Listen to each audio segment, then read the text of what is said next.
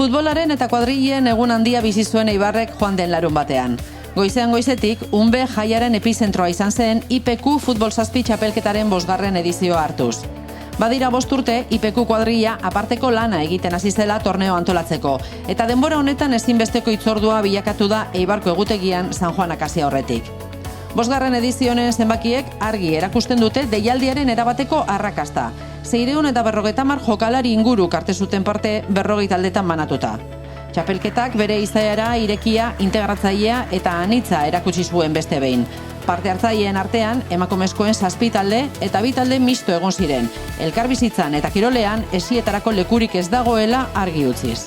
Eta hau da gure 5. urtia torneo antolatzen, 40 ekipo hartzen dabe parte, da urten 17 laga ditugu kanpuan, zoritxarrez egun batian ez dago emoten denbora partido gehiago bitxeko, orduan bakarrik 40 ekipo hartzen dabe parte.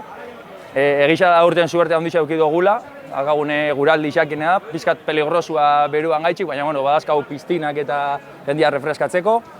Eguna ondo doia, orduan gabiz, partiduak orduan doiaz, 9 txerrietan hasi gara eta 8 txerriak aldera amaitzuko dugu eguna unben, eta gero afaritza dakagu errebalen. Kirolutxari dagokionez, formatuak ez zuen atxeden segundu bakar bat ere eskaini. Goizeko 9:30 aurrera, unbeko goiko eta beheko zelaietan 16 minutuko partida azkar eta dinamikoak jokatu ziren etengabe. 8 multzotan banatu zen txapelketa, ligasken bidez kanporaketak lehiatzeko txartelak banatuz.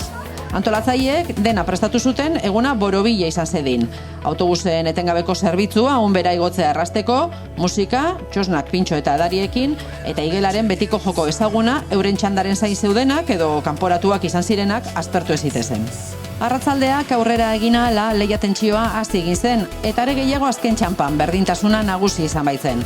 Emozio mailaren erakusgarri, kanporaketa erabakigarri guztiak penalti puntutik erabaki behar izan ziren.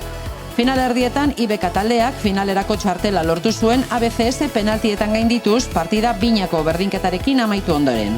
Eta kuadroaren bestaldetik, gauza bera egin zuen Gehi-30 taldeak penalti puntutik lortu baitzuen finalerako sailkatzea, N12 aurkako partida bana amaitu ondoren.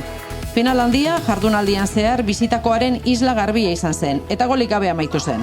Azken txanda agonikoan, Gehi-30 bilakatu zen 5. edizio honetako txapeldun bikaina. Txapela eta markagailuetatik haratago, larun bateko garaien nagusiak parte hartzaile guztien arteko giro aparta eta laguntasuna izan ziren. Anaitasun balio horiek amaiera ezin hobea izan zuten zelaitik kanpo. Gauean, afari jendetsua egin zen Errebal plazan 520 lagun baino gehiago bilduz. Ustekabe txarangaren soinu eta ritmorekin, Eibarrek amaiera eman zion egunari, kirola eta dizkidetasuna astear dauden San Juan jaien ataririk onena direla erakutsiz.